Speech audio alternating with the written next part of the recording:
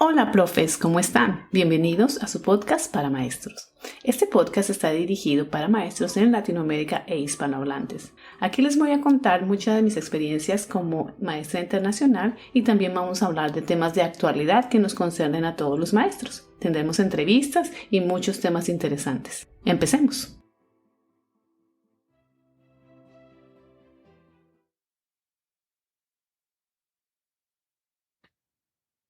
Hola, profes, ¿cómo están? Muchas gracias por estar aquí de nuevo, por escucharnos. Hoy vamos a tener un tema así chévere, muy bonito, muy interesante. Estamos comparando dos maneras de ver a los maestros, desde el occidente y desde el oriente. Hola, Juan, ¿cómo estás?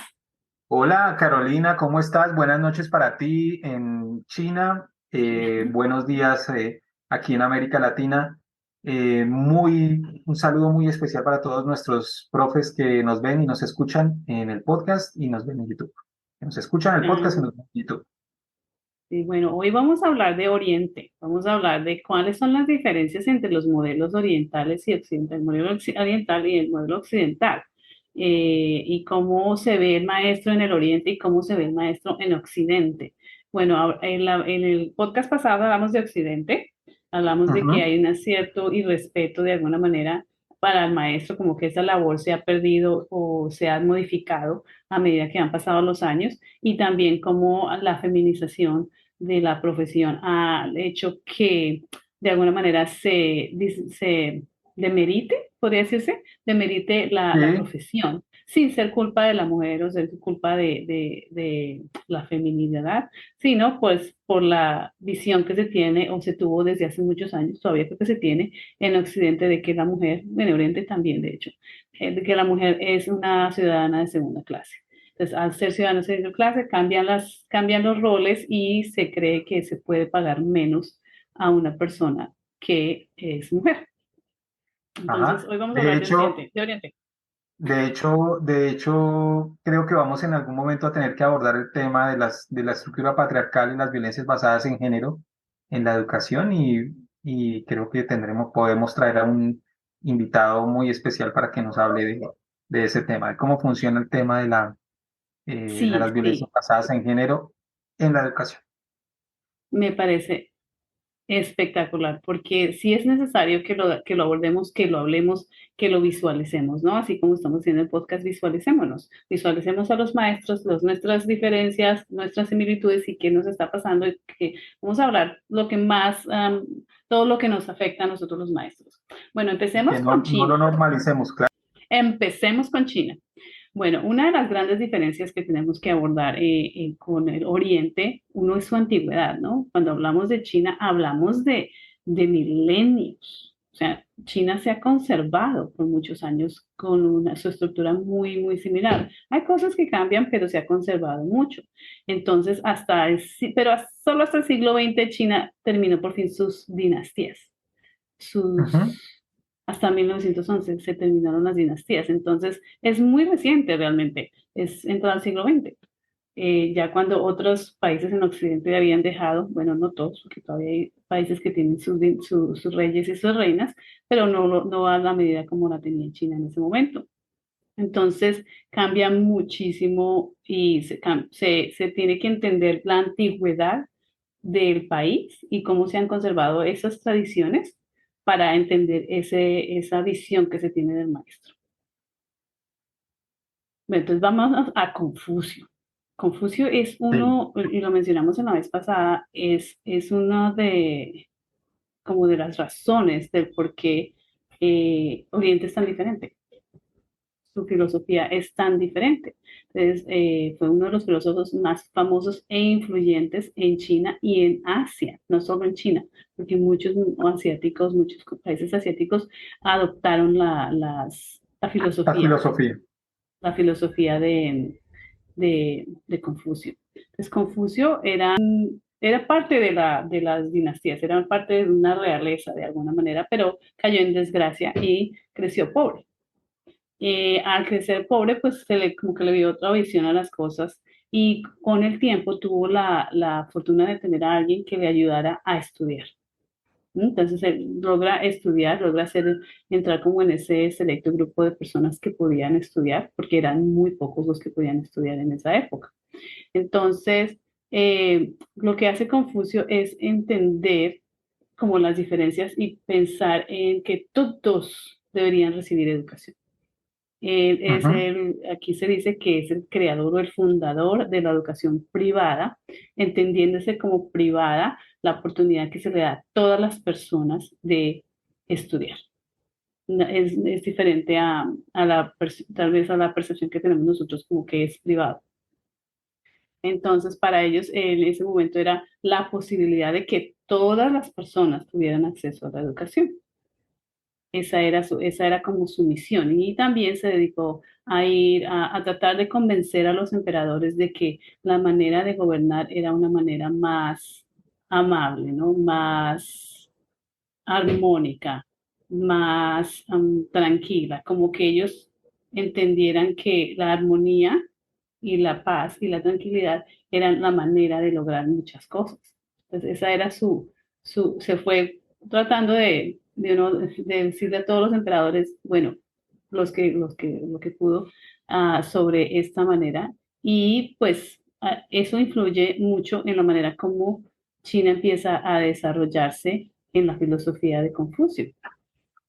Entonces esa educación esa educación empieza como muy en uno a uno, como muy mentorship, como una mentoría, pero luego va creciendo. Ujú. Confucio tiene esa como esa misión de enseñar, de hacer que las personas tengan ese acceso a la educación. Es muy importante. Pero también en su filosofía entra algo muy importante y es que el respeto a la autoridad es como un valor máximo. El Sí, respetar a la autoridad es muy importante. Las jerarquías son muy importantes para la filosofía de Confucio. De ahí que la jerarquía y que el respeto a la autoridad se convierta en uno de los valores que más se ven o que más se resaltan en esta parte del mundo. Ustedes no ven que se hace la venia al maestro, sí, ¿no? En muchas partes del mundo, en muchas partes de Asia. Entonces, es por ese respeto a esa autoridad, a esa persona que tiene la autoridad. Y en este caso, pues entra a ser el maestro el que tiene la autoridad, ¿sí? Entra a ser el maestro el que tiene esa autoridad y por muchos años, pues, se le da esa importancia al maestro. Entonces, él cambia ese paradigma dentro de la parte de la gobernanza y también de la educación. Se les llama eruditos a las personas que recibían una educación mejor que los demás, ¿no? Entonces, empieza a esparcirse esa filosofía confucionista. sí. Te quería decir que en la época de Confucio estamos hablando del siglo V, antes de nuestra era. Pues habían bastantes tribulaciones, bastantes dificultades sociales y políticas. Entonces, uno de los mayores aportes que hace Confucio es que ve en la educación un medio para alcanzar la paz y la armonía social. Y ve en la educación la manera más fácil de cultivar o de crear en las personas la compasión. Entonces él Uh -huh. sostenía que la compasión era la forma en la cual todas las personas podían llegar a tener una armonía social.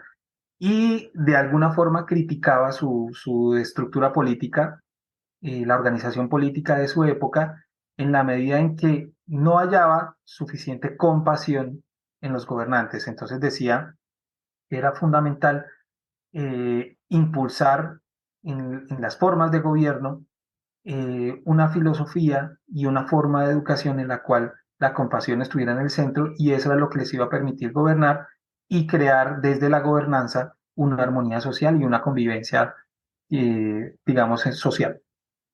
Exacto. Entonces, él también hablaba de unas características que tenían los maestros o que deberían tener los maestros. Decía que un maestro debería ser independiente, debería ser inteligente, debería ser íntegro, tenía que tener un respeto espiritual o bueno, algo espiritual en la época y debería ser Ujú. un modelo de conducta, o sea, era un ejemplo. Un maestro tenía que ser el ejemplo de la sociedad. Y los gobernantes también, él quería que los gobernantes también tenían que tener ese tipo de características, no solo los maestros. Sí, Entonces, eso se hace gran énfasis y obviamente lo que hablábamos anteriormente de la autoridad y la sí, jerarquía pero de hay una quién. cosa con la autoridad, Carolina, y es que, es decir, la autoridad eh, está basada es en la virtud, digamos, en las Ujú, cualidades morales.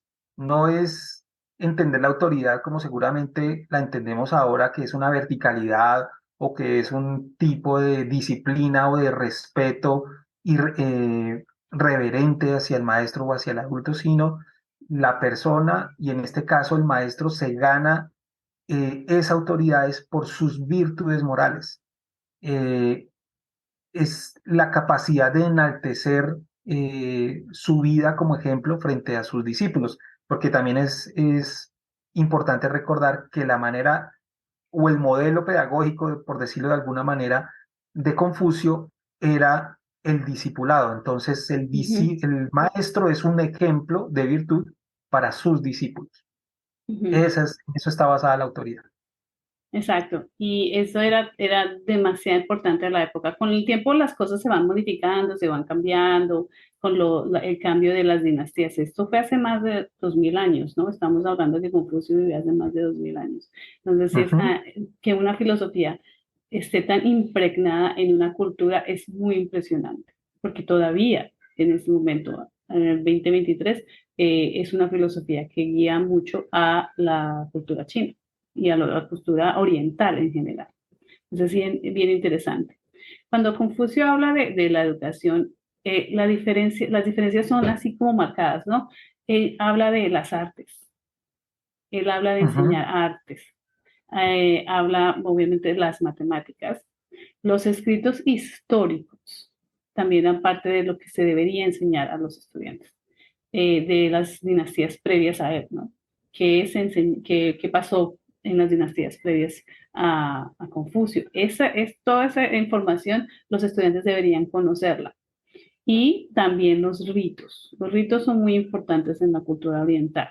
Y eso lo vemos en muchas Sí. películas y lo vemos, yo lo veo acá cuando hacen actividades en general con los estudiantes o hacen actividades en presentaciones. Hay una serie de rituales que toca seguir y hay una serie de comportamientos que son esperados desde la audiencia y desde los que presentan, ¿no? Eh, Obviamente, a veces uno siente cuando está en un show que la audiencia no se queda callada, los que están en la audiencia siempre están como comentando y comentando, pero es parte como que de la cultura, ¿no? Sin embargo, sí que hay una serie de estructuras que hay que seguir. Y, por ejemplo, alguna vez me tocó ser una host en una actividad que hicieron en la escuela y yo tenía Sí. que tener cierta manera de entrar, cierta manera de decir las cosas, una cierta manera de interactuar con el público, que son rituales que llevan muchos años haciéndose acá. Pero danos un ejemplo para ponernos en contexto. ¿Cómo Por que tenías que ejemplo, hacer? por ejemplo, cuando estábamos hablando, yo era una de las personas que hablaba presentando a los estudiantes, el siguiente show es este, era como ¿cómo se dice? Tú La estabas, maestra de bueno, ceremonias. cuando te refieres a host es que eras la maestra de ceremonias, estabas La dirigiendo el maestra de evento, ceremonia. Exacto, presidiendo.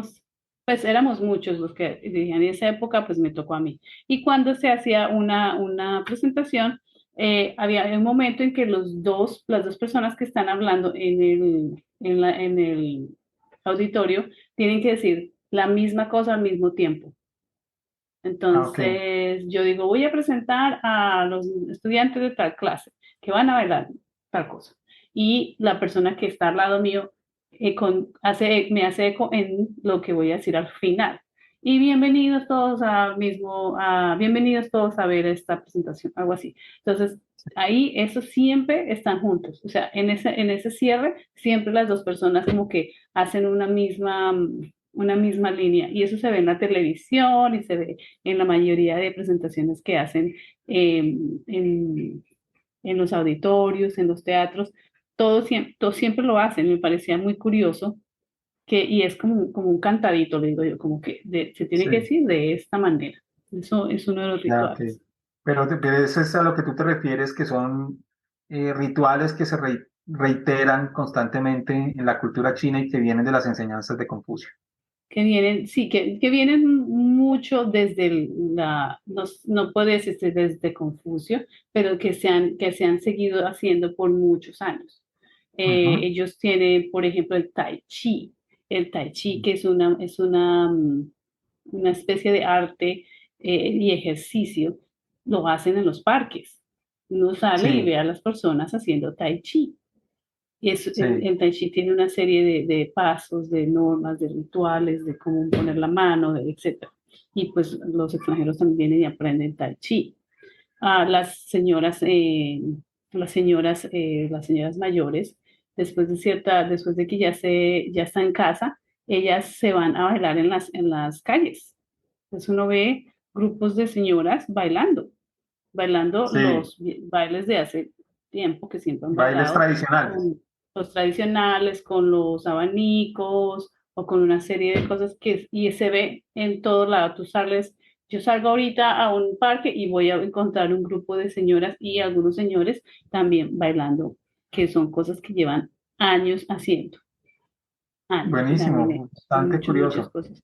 Es muy curioso. Bueno, El ritual del té. esperaremos que en algún momento en el contenido que tú haces en tus redes sociales nos muestres cómo funciona. Sí, sí, sí. El ritual del té también es algo que Sí. se ha perseverado por muchos años. Pues eso me parece interesante. Entonces, ah, bueno, pasan los años, se sigue con la filosofía de Confucio. De hecho, entonces, tú sabías que Voltaire, que fue un filósofo francés, estaba enamorado del despotismo chino, sí sabías, ¿cierto? Sí, sí, sí, del modelo político. Y Ujú, es muy curioso porque obviamente, bueno, Voltaire es uno de los filósofos inspiradores de la Ilustración, ujú, eh, de la separación de poderes, de la división de poderes en el Estado, en ejecutivo, legislativo, judicial, de los pesos y contrapesos en la organización del Estado, pero además, pues es uno de los inspiradores y precursores de la Revolución Francesa. ujú. Entonces es muy curioso Entonces, que es estuviera curioso, tan sí, interesado por el pero modelo chino. eh, se interesó, no, digamos, no todo el modelo chino, pero sí se interesó de algo muy importante y es que a los chinos, a las personas que pertenecían al gobierno en China, tenían que ser eruditos, tenían que ser personas muy educadas para la época. Sí, Entonces, y estos eruditos estaban en todas las esferas del aspecto político.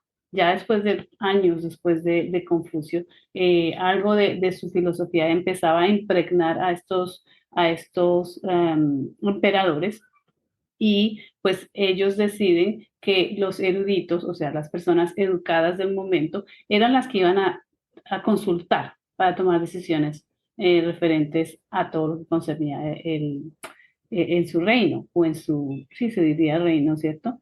En su reino, no sé sí, si sí, sí, la sí. palabra es diferente, en su imperio, dice acá. Entonces,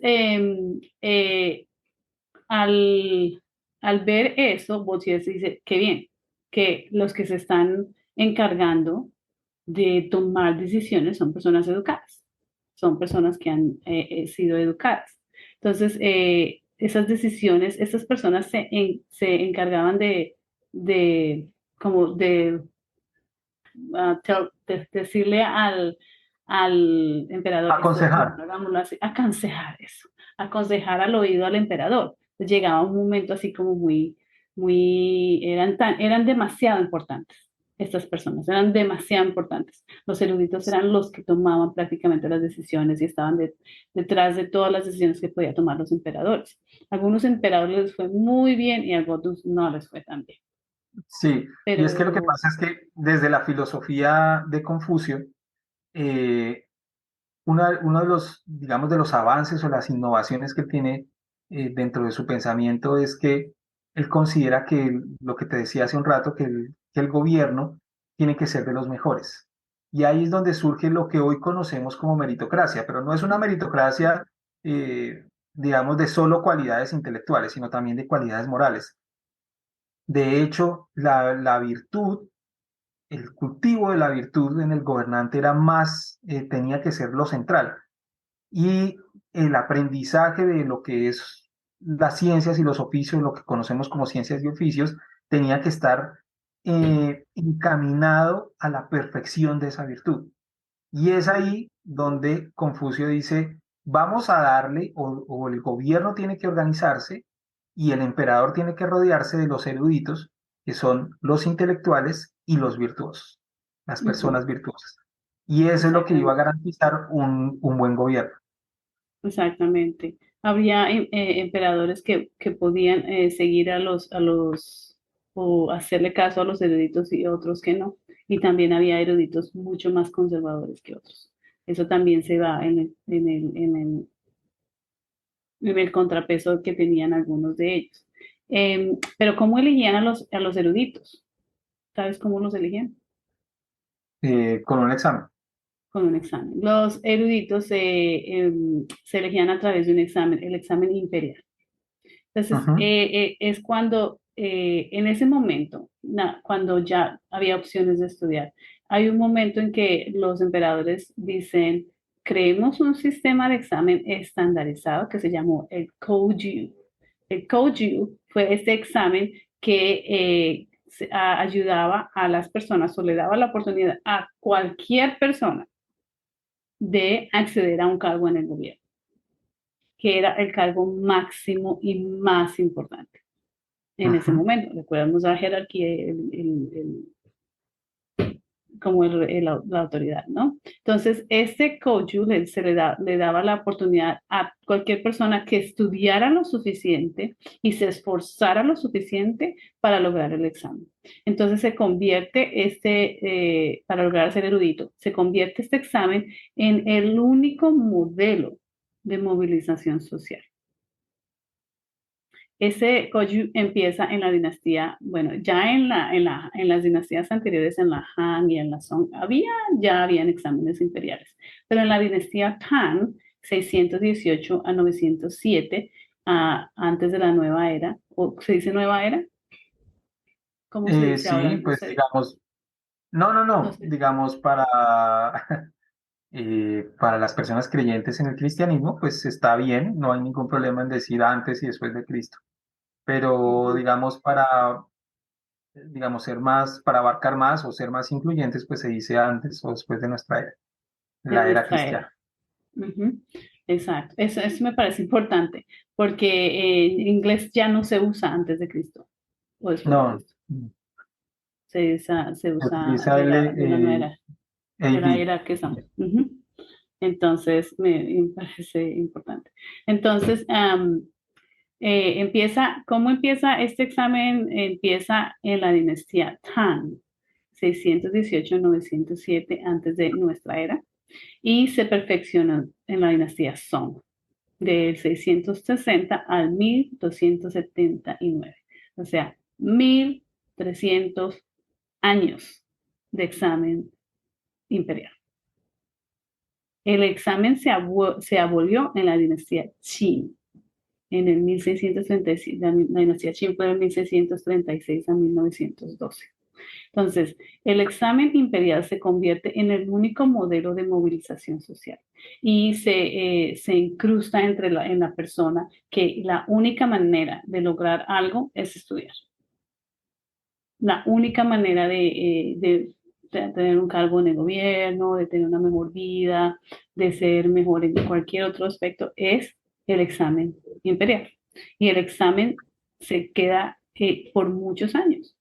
Se hacía anualmente, habían los que pasaban el examen, pues pasaban el examen, les iba muy bien. Los que no pasaban el examen volvían a intentarlo o simplemente se convertían en maestros para el Ujú. examen. ¿Mm? Entonces, ahí De hecho es algo que tú nos vas a contar más adelante, pero es algo que persiste. Es decir, sí, en aquel entonces, pasar el examen, llegar a la corte imperial, ocupar un cargo importante de gobierno era todo un honor. De hecho, el examen en sí era todo un honor y por eso es que en la actualidad eh, China, en la actualidad el test y el examen sigue siendo muy, pero muy importante en todo el sistema educativo, que es algo de lo que vamos a hablar un poquito más adelante. Más adelante. Sí, ¿y qué pasa con este examen? Pues al iniciar el examen fue muy exitoso y se escogían a los mejores y bueno, pasaban los años, pero después, 1300 años después, lo que pasó fue que no se actualizaron. Entonces, los exámenes que medían la literatura de Confucio y las historias, o digamos la parte histórica antes de Confucio. Sí, Pero ya 1300 años después, que como que quedaron ahí, como que ya en la dinastía Qin se dan cuenta que los eruditos solo sabían cosas antiguas y solo sabían cierto tipo de habilidades que pues de las que se podían medir, la matemática, la lectura, las escrituras, se tenían que escribir ensayos sobre sobre lo que decía Confucio, sobre las escrituras o la filosofía de Confucio. Entonces quedan ahí y de la dinastía Qin, en 1636 a 1612, China pasa por situaciones muy difíciles con el occidente, porque el occidente pues va avanzando con el iluminismo, con otro tipo de avances tecnológicos que empiezan a darse a medida que va pasando el tiempo y ellos se dan cuenta que a pesar de que China inventó miles de cosas, miles y miles y miles de cosas, todavía la tecnología que ellos tenían no era suficiente ni estaba a la medida de los occidentales. ujú. Se dan cuenta que el examen no les está funcionando y empiezan a abolir el examen porque pues sentían que no les estaba funcionando. El examen vuelve, ¿no? El examen regresa, pero por un tiempo el emperador de la dinastía Qin dijo, no, ya, no, no más examen. Entonces, porque el examen evaluaba los clásicos de la era de Confucio y se centraba mucho en la memorización y la interpretación de los textos expositivos de la época. Los exámenes serían en tres niveles: el provincial, el nacional, local, provincial y nacional, y solo lo presentaban los hombres. Las mujeres ahí no había, pero ni chance que presentaran un examen y que llegaran a un cargo de un gobierno. Sí, digamos, la memorización y la repetición es algo que ha estado presente en la educación china. Y creo que hay un momento en el que la filosofía de Confucio como que se tergiversa, como que de Uh -huh. alguna forma pierde su esencia, porque ¿qué era lo que decía Confucio? Digamos, con respecto al aprendizaje, por ejemplo, que el aprendizaje es un proceso personal de Individual. perfeccionamiento, que los saberes o los oficios o todo lo que uno aprende está en función de ese perfeccionamiento. Y entonces más adelante pues se convierte solo como en una colección de saberes, solo como en una acumulación de conocimiento, que es mucho de lo que nos pasa también en la educación occidental, pero Uh -huh. se pierde la esencia de que los conocimientos tienen que ser prácticos. O sea, prácticos para la vida, pero prácticos también para la esencia, para la Uh -huh. construcción del ser y del Uh -huh. perfeccionamiento de la virtud. Exacto, entonces se pierden como la esencia que pasan muchas cosas después de muchos años, ¿no? Las esencias, lo original va cambiando y las personas la van interpretando de manera diferente a medida que pasan los años. Y esto fue lo que les pasó a lo que pasó aquí. Entonces, sin embargo, lo que deja el examen es esa meritocracia y esa manera de pensar de que cualquier persona que estudie lo suficiente y que se esfuerce lo suficiente y que haga todo su proceso lo suficientemente bien, logrará estar mejor y una movilización social. Entonces se inserta eso en la sociedad. Y de ahí que ¿Sí? los maestros sigan siendo como una manera de llegar a eso y el maestro Camino. va a tener respeto, se va a tener un respeto por el maestro, debido a que, claro, pues, El maestro es el que me va a ayudar a movilizarme socialmente y a mejorar en los aspectos en todo lo que es lo relacionado con la educación, porque el valor máximo era trabajar duro y estudiar, ¿no? Trabaja duro, estudia, estudia, estudia, estudia, estudia, estudia, para lograr ese tipo de cargos, ¿no? Y entonces empieza lo que llaman la meritocracia. De hecho, se De le hecho, en la llama, mayoría de países orientales, y por supuesto China no es la excepción, la disciplina es una marca clarísima de su cultura. Es una ujú, sí, característica esencial de la disciplina. sí, sí, Creo que sí. tú también has vivido de alguna forma eso, ¿no? ¿Cómo ves Sí, tú el tema de la disciplina y de la disciplina para estudiar, la disciplina sobre el cuerpo, la disciplina sobre hacer las cosas a tiempo?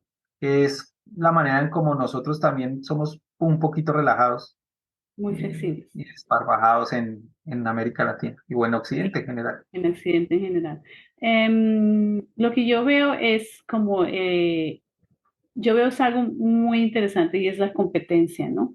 Entonces, el querer ser el mejor, el querer ser el mejor en algo. Entonces, para ser el mejor en algo, yo tengo que esforzarme y estudiar, y estudiar, estudiar, estudiar, estudiar, estudiar. Y hay una presión de todos los ámbitos. Los estudiantes tienen presión de todos los ámbitos, pero si algo que sí es muy claro es que los estudiantes asumen su rol de estudiantes como yo soy el responsable de mi aprendizaje, ¿no? Entonces, muchos estudiantes asumen ese rol de yo soy el responsable de mi aprendizaje, entonces rara vez van a juzgar al maestro, rara vez van a decir, es que usted no me dijo el test o la respuesta, muy rara vez. Eh, y sí que hay una presión por parte de sus padres de, bueno, esta es una inversión a largo plazo y vamos a estudiar y y a los padres invierten demasiado dinero en lo que es la educación de sus hijos. O sea, no interesa si tienen que hipotecar algo, lo hacen porque eso es para sus hijos y es la educación de sus hijos lo más importante, es un valor máximo. Entonces, sí, las cosas han ido cambiando con el tiempo, ¿no? Digamos, depende de en qué colegio trabajes. En mi caso, yo trabajo en colegios que llaman internacionales, donde los estudiantes son un poco más adinerados, tienen más opciones, siguen siendo un poco, se siguen comportando mejor que en muchos otros lugares, pero ya son muy entitled, digo yo, como que ya saben que tienen el dinero, que, o sea, se ven cosas, ¿no? Como no tanto interés en algunos, mucho interés en otros. Es muy, muy parecido a lo que es en un aula en Latinoamérica y en un aula en Estados Unidos. Entonces habrá los que estudian muchísimo y habrá los que no quieren estudiar. Sí, Pero ya como en es, cualquier aula, como exacto. pues puede ser normal la diferencia de estilos de aprendizaje o Ujú, sencillamente pues la diversidad humana que converge en un aula de clase. exacto. Pero si yo me Ocurre aquí en refiero, Cafarnaúm.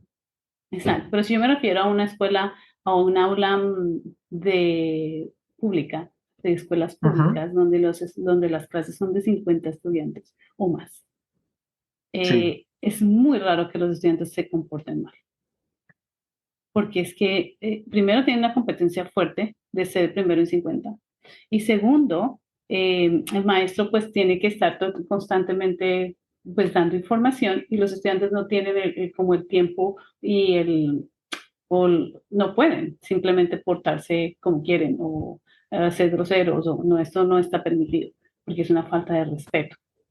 Entonces, eso no, en los colegios, uno lo ve más en los colegios públicos, donde los estudiantes son mucho más disciplinados en algún sentido, como no puedo decir que disciplina es estar callado, eso no es lo mismo, pero están más callados y están más enfocados, si se podría decir de alguna manera, que en los colegios que no son, que son privados, donde el dinero como que determina un poco la manera como se les educa. ¿Sí? Entonces, la diferencia es marcada.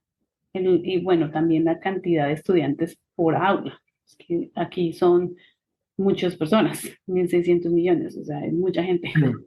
Entonces, así quieran tener aulas pequeñas, es un poco difícil, especialmente en la parte pública. Entonces, pero los maestros con los que yo hablé, que entrevisté, que trabajan en China, siempre me han dicho que los estudiantes son mucho más dedicados, que los estudiantes se dedican mucho más y quieren aprender y están muy ávidos de entender y demostrar que están aprendiendo y demostrar que este es su, como que esta es su manera de agradecer o de mostrar respeto y es aprender y de prestar atención, de hacer los ejercicios, de terminar las tareas y ese tipo de cosas. Entonces, depende mucho del ámbito en el que esté el maestro. No se puede generalizar. En colegios privados, pues habrá diversidad, el que quiere estudiar, el que no quiere estudiar, el Sí, estudiante que, sí, pero no son groseros, no son irrespetuosos en sí, en la mayoría. Podrá ser estudiantes, son, es niños que a veces molestan, que a veces se ríen, que normal, pero no se ve como un irrespeto así fuerte por el maestro, no. Es muy mal visto para la familia también, porque hay un concepto de perder cara, de hacer quedar mal a tu familia. Eso no se hace, tú no haces eso. Entonces, los estudiantes, sí, digamos, cuando yo tengo un estudiante que se comportó de alguna manera como muy negativa y no muy negativa, porque no es tan negativa, y le hablo a los padres se disculpan inmediatamente conmigo, me dicen, discúlpame, yo le hablo, yo como que le llamo la atención y el estudiante viene y pide disculpas por haber hecho una cosa o la otra. ¿Mm? Eso es muy común, se apenan los padres y disculpan porque eso no podría pasar. Aunque cuando son niños, yo trabajo con niños pequeños, se les da más libertad de ser un poco más ellos, ¿no? sí, claro. Cuando van creciendo ya se les pone un poco más de límites. Pero igual creo que hay que entender, digamos, esa diferencia entre el respeto que nosotros demandamos aquí, por ejemplo, en América Latina. Nosotros demandamos un respeto como maestros y en general como adultos o como padres de familia, es un respeto basado en el adultocentrismo, ¿sí? En el principio de honrar a padre y madre, digamos, en un principio muy católico, muy religioso, de que eh, independientemente de que el papá o la mamá sea bueno, sea maltratador, sea lo que sea, aquí en América Latina tenemos que honrar a padre y madre y respetar al adulto y cuando el adulto habla, el niño se calla, etcétera. Es diferente, percibo yo, y es también lo que te quiero preguntar, es muy diferente en China, porque en China es un respeto hacia el adulto y hacia el ancestro basado precisamente en sus cualidades y por eso los padres de familia en tu caso dicen, discúlpame, es mi familia, es mi responsabilidad porque no los estoy educando bien. Aquí en América Latina, los eduque bien o los eduque mal, todo el mundo tiene que reverenciar al padre o a la madre. En cambio allí es, digamos, percibo yo que se nota más como la corresponsabilidad. Sí, si mi hijo se está portando mal, entre comillas, es porque yo estoy haciendo algo mal y yo asumo esa responsabilidad como padre. No es porque, ay, es que el niño se me salió de las manos, es que el niño, no sé, yo le digo, profe, pero pues él hace sus cosas y yo no tengo nada que ver ahí, yo ya le pegué, yo ya hice lo que tenía que hacer. En cambio, allí hay como una responsabilidad con respecto a eso, de que todos asumen su responsabilidad, por ejemplo, en este caso en la educación y la crianza. Sí, la crianza, igual lo que tú dices de los ancestros y de los abuelitos, y por eso China casi no abre cuando fue COVID, y era es que los abuelos son lo más preciado que hay, los abuelos y los niños. Entonces, cuidar al abuelo es demasiado importante, porque también el abuelo cuida a los niños. El abuelo Sí. tiene función. Los abuelos no se van a retirar y no hacen nada más. No, los abuelos se retiran y empiezan a cuidar a sus nietos. Es parte de la cultura. Eh, Eso es relativo. Digamos, sí se ve que las familias tienen esa unión, digamos, esa unión, esa responsabilidad y que los padres de familia están muy involucrados, que es lo que yo he notado en mi experiencia. Habrá experiencias diferentes, pero en mi experiencia yo he notado que los padres están muy involucrados, supremamente involucrados con sus hijos, con lo que pasa. Son hijos únicos en muchos casos, ahora ya tienen 2 o 3 hijos, pero están súper involucrados y todo lo que pasa en la escuela están ahí. pendientes, pendientes, pendientes. Pero también hay familias disfuncionales que se ven en menos, pero también las hay. Entonces también habrá padres que no quieren o no asumen o no aceptan cierto tipo de reflexiones que se hacen sobre sus hijos, que son, yo siento que son menos, ¿no? En cantidad, en mi experiencia, pueden ser menos. Pero pasa, también pasa, que hay padres de familia que están o que están muy ocupados y son padres ausentes. ¿Qué pasa? Porque pues tienen mucho trabajo. Que también debe ser muy frecuente eso. Es menos, es frecuente entre comillas, porque aquí el abuelo asume muchas cosas. Ah, ok, sí. El abuelazgo es importante. El abuelo y las abuelas asumen como el cuidado de los niños. Entonces, siempre hay alguien con los niños. Los niños no están realmente solos, solos, solos, solos. Es muy raro el caso de un niño o una niña que esté solo y que los padres estén ausentes. Si hay un padre o una madre ausente, están los abuelos. Que a veces pasa que son los abuelos los que los malcrían. Entonces vienen los papás y me dicen, es que es el abuelo que los malcría. pero, pero, pero siempre hay alguien con ellos, o sea, siempre está la familia. Por ejemplo, hicimos un día del niño, invitamos a los padres de familia y llegó la mamá, el papá, el abuelo, la abuela y la señora que cuida al niño. O sea, 5 personas para un estudiante, para un niño, porque es el centro, los niños son el centro, son lo más preciado que hay, aparte de los abuelos, a los abuelos y los niños. Entonces, sí, es relativamente normal que haya, que los padres estén involucrados y que estén ahí y que quieran saber todo de la escuela y que quieran saber cómo estamos enseñando, y etcétera. Y hay padres que no están, pero están los abuelos. Entonces, es relativo. Sí que hay padres que uno que otro, no son muchos en mi experiencia, que no estén involucrados o que no acepten una reflexión sobre sus hijos.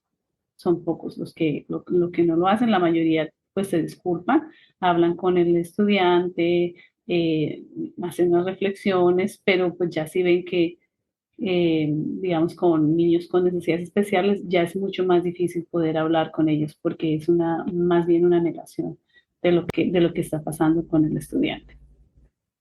Es más tabú que cualquier otra cosa. Bueno, y cuéntanos entonces cómo percibes tú el prestigio social docente en todo este contexto, que es milenario y cómo lo percibes tú ya viviendo allí en China.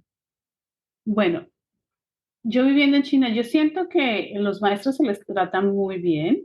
Yo siento que los maestros todavía son respetados. De hecho, si tú dices soy maestro, los maestros están así, wow, ese es maestro. O sea, todavía es un respeto. Hay universidades que tienen listas de espera para los estudiantes que quieren entrar a la profesión docente. Entonces, todavía es una profesión respetada, sin embargo, va perdiendo un poco, ¿no? Digamos, empieza a perder cuando se abre China y empieza a llegar tanto capital y la gente empieza a darse cuenta que ya no necesita estudiar tanto, porque ya puede hacer dinero. Entonces, hay muchos casos de eso. Eh, la dinastía, bueno, se cae el examen en la dinastía Qin, se abolió Se el abolió. examen, se abolió el examen totalmente y entonces empieza Hay a una apertura. establecerse, hay una apertura y empieza a establecerse las universidades y las escuelas estilo occidente. En este momento las universidades y las escuelas son estilo occidente, lo que se ve en occidente se ve en oriente, muy parecido en el estilo, ¿no? Ya que lo que se enseña, Ujú. bueno, y digamos las materias y las cosas que se enseñan son similares, con diferentes estilos, pero son más o menos similares. El mismo modelo, sí. Más o menos es el mismo modelo. Entonces, con el tiempo, pues todavía el maestro sigue siendo una persona muy respetada, una persona que merece y a la que todavía le hacen reverencia. Digamos, en ciertos lugares, en los pueblos rurales, en los lugares más apartados, los maestros pues se les hace reverencia. En otros lugares como la ciudad de Beijing, pues ya los maestros no se les hace la reverencia. Ya no están, No es que no deje de ser importante el maestro, pero ya no es tan ritual. O sea, la Eh, reverencia te refieres precisamente al saludo. el saludo, Sí. la venia, perdón, la venia. Se Ok. le hace la venia al maestro. En Beijing ya En, no. en Beijing ya no se hace la venia. Entonces, pero pues los maestros están al nivel de los médicos, y los médicos acá son muy importantes. El maestro y el médico están al mismo nivel. Entonces, cuando tú hablas de un médico y un maestro, están al mismo nivel. Y En están en cuanto el a mismo salario, nivel, o sea, tanto social como económico, salarial. literalmente sí, social y económico. Sin embargo, los maestros no es que tengan así súper salarios, no son tan altos, no Ni son los médicos tan tampoco. bajos, ni los médicos tampoco. No son tan bajos, pero no son tan altos los salarios. Pero digamos, el respeto al maestro sí se ve mucho, ¿no? El respeto. De hecho, hay un estudio que hizo la Fundación Barkey, donde le preguntaron, y eso lo hablamos en el capítulo pasado, le preguntaron a los maestros, a los padres de familia que si quisieran que sus hijos fueran maestros. Sí, En China la mayoría respondió que sí, 70% respondió que sí. Entonces ya eso deja ver como la labor docente, contrario a lo que pasó en Latinoamérica o a lo que pasó en Estados Unidos, donde los padres dijeron no. En China dicen claro que sí, porque todavía se valora ese rol del maestro como ese movilizador social, ¿no? sí. Este maestro me va a ayudar a mi hijo o va a ayudar sí, a mi hijo o a mi hija a movilizarse socialmente. Va a ser mejor persona, De hecho, en tener más América Latina oportunidades. y en Estados Unidos en general, pero creo que, digamos, en este lado del mundo, hay una preocupación grande por atraer al mejor talento para que sean docentes. Eh, Ujú. en América Latina, la profesión docente se percibe como aquella en la cual yo llego si no soy bueno en otra cosa. Entonces, en el caso mío, por ejemplo, que yo soy licenciado en ciencias sociales, a nosotros nos decían, lo que pasa es que usted es profesor de ciencias sociales porque no fue capaz de ser sociólogo, no fue capaz de ser Oh, antropólogo, no wow. fue capaz de ser historiador, eh, no fue capaz de ser economista. ¿Sí? Entonces usted llega a la educación, a las ciencias sociales, que es algo percibido como fácil o percibido más bien como algo que no tiene la relevancia social o la importancia, como por ejemplo el economista. Durante mucho tiempo Mm, nosotros en el campo de las ciencias sociales nos comparaban mucho. Y lo mismo pasa, por mm, ejemplo, con los matemáticos. Usted enseña matemáticas porque no es capaz de ser un matemático puro, o físico, o biólogo. Entonces, sí, aquí tenemos ese problema. Y la cuestión es que eh, se está buscando precisamente que haya, a- conseguir atraer a los mejores estudiantes para que sean docentes eh, ujú, y que se cambie un poquitico esa percepción. Y mucho de eso depende es que se mejoren las condiciones salariales, sobre todo, y laborales de los maestros, que sea atractivo empezar a empezar a ser docente, salir del colegio, entrar a una facultad y engancharse como maestro o maestra. Y es sí, algo sí, todavía muy complicado porque va a requerir un cambio de mentalidad que nos tomará, creo yo, unas 2 generaciones. exacto. Es importante que se vea que nosotros tenemos una serie de cosas que hacemos que para lo que yo le llamo el trabajo invisible del maestro, que no lo hemos logrado visibilizar lo suficiente. ¿Qué Así hacen aquí es. en China? Y me parece curioso, me parece muy curioso, ¿qué hacen ellos para visibilizar al maestro? Aquí los maestros, eh, digamos, en las escuelas, los maestros son importantes, ¿no? Ellos tienen claro que los maestros son importantes. Entonces tienen unas paredes así gigantes, digamos una pared así gigante en la parte de atrás, donde están todos los maestros con su pequeña biografía para visualizar. Entonces las personas que llegan a la escuela entran y empiezan a leer la cantidad de maestros que tienen, porque a ellos les gusta, ellos hacen mucho marketing y ellos Ujú. hacen mucho marketing en el maestro. O sea, uno como maestro, a nosotros nos están tomando fotos todo el tiempo, a los maestros. en actividades que estamos haciendo con los estudiantes, cómo hablamos con los estudiantes, o si yo enseño inglés, entonces si el estudiante ya está hablando inglés y tiene una conversación conmigo, va a haber alguien grabándola y van a hacer un post en las redes sociales de China para poder mostrar el maestro, para mostrar a los maestros y mostrar los resultados que los maestros están dando. ¿Mm? Eso pasa mucho. Digamos, yo me acuerdo, alguna vez me tomaron una foto que yo estaba hablando con dos niñas en la escuela y me tomaron una foto y yo tomé esa foto y participé en un concurso. Me gané el concurso ¿De la porque fue una foto fotografía? de la fotografía, porque era una Bueno, foto muy bonita. Pero estaba yo hablando con las estudiantes, ¿no? Entonces era todo el contexto que toman las personas acá, porque son buenísimos tomando fotos los chinos, buenísimos. Entonces ellos se fijan en el ángulo perfecto, en el momento perfecto para poder mostrar qué es lo que está pasando, porque siempre que hay mucha competencia, ¿no? Entonces ellos quieren mostrar a sus maestros.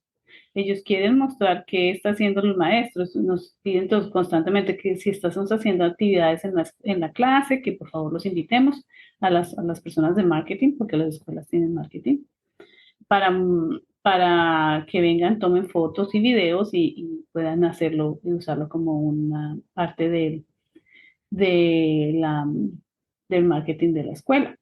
Entonces sí que constantemente están promocionando y promocionando, como parte de su ejercicio de promocionar las escuelas, promocionan al maestro. Y ¿pero ocurre constantemente. también en la educación pública o solo en la educación internacional en la que tú estás?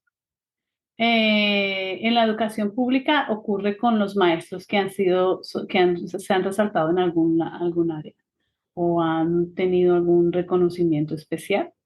Entonces Sí. van a estar, van a ver va a ver su post, va a ver esta persona se ganó, esta persona trabaja en nuestra escuela, se ganó este premio y hay una foto gigante y están constantemente mostrando. De hecho, eso te iba a preguntar, si el sistema educativo chino tiene algún proceso o algún sistema de reconocimiento de premios, como digamos en el caso de Colombia y en el caso específico de Bogotá tenemos el premio a la innovación y la investigación educativa, que es de la Secretaría de Educación.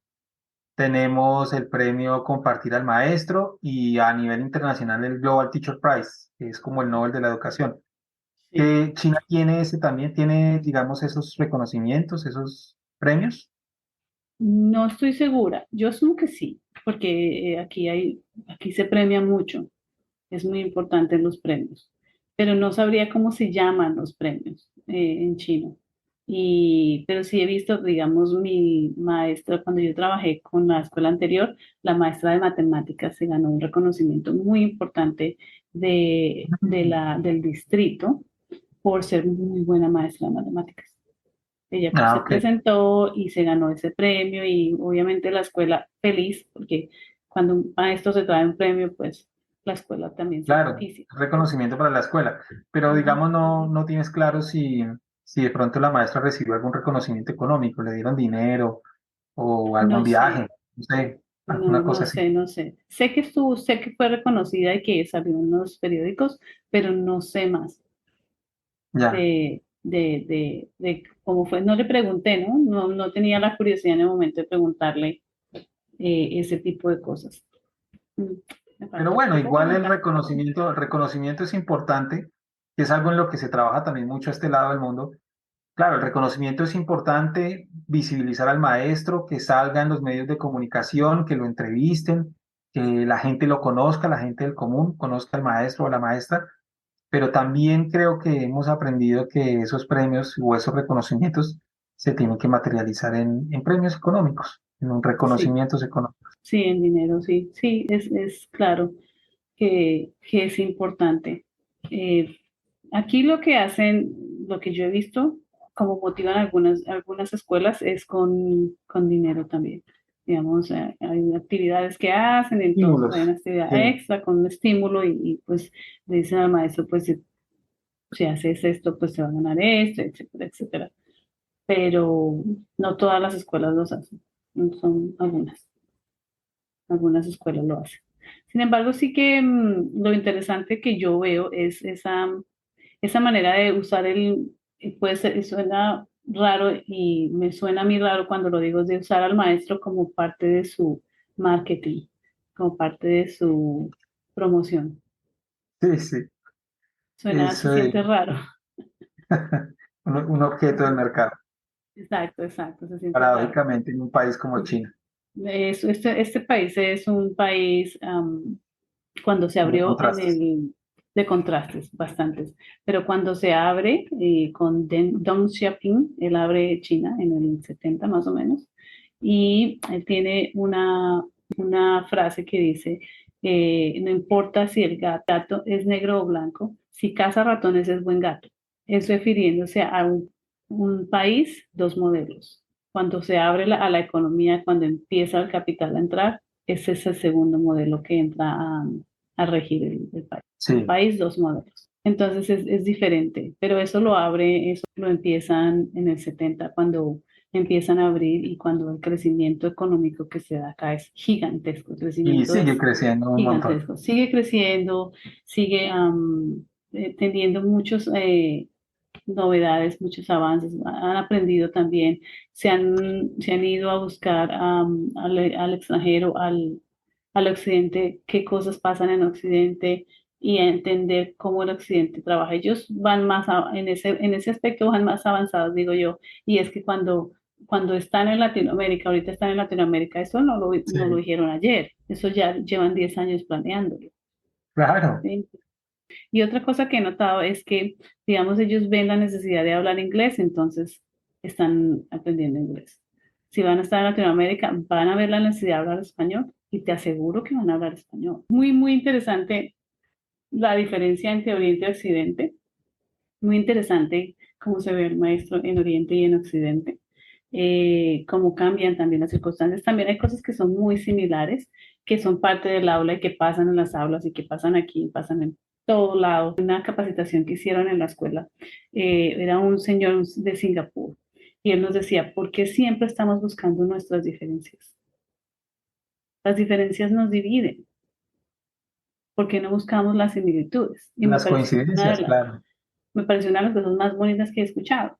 Porque sí, cuando tú buscas la diferencia, te estás separando de esa persona, te estás separando de esa cultura, te estás distanciando, Y que sí hay estás que reconocer. y es reafirmándote también en lo que sepa, nos separa del otro. Exacto. Muchísimas gracias por este capítulo muy bonito. Espero que los maestros, que les guste, que les haya pues, enseñado algo nuevo. Si no lo sabían, si lo sabían, pues que les reafirme lo que ya sabían. Y vamos a seguir hablando de temas así interesantes en nuestro próximo capítulo. Así es, tanto en YouTube como en Spotify o en la plataforma de podcast que ustedes tengan, déjenos sus comentarios, cómo les parece el podcast, cómo podemos mejorar, qué tema les gustaría tratar. Sí, nos estamos escuchando en el siguiente capítulo. Chao. Chao.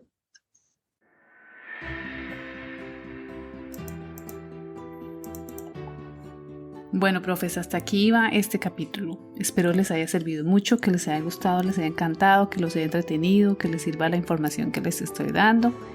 Se pueden comunicar conmigo en mi página de internet www.paramaestros.info.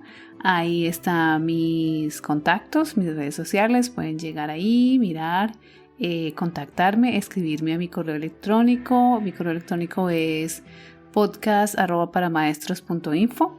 Ahí escríbanme, yo estaré muy pendiente de sus mensajes. Si quieren que les cuente algo nuevo o alguna información que les parezca interesante, que quiera que les comparta con mucho gusto les compartiré. Solo escríbanme y bueno, nos estamos escuchando. Un abrazo fuerte y hasta el próximo capítulo. Chao.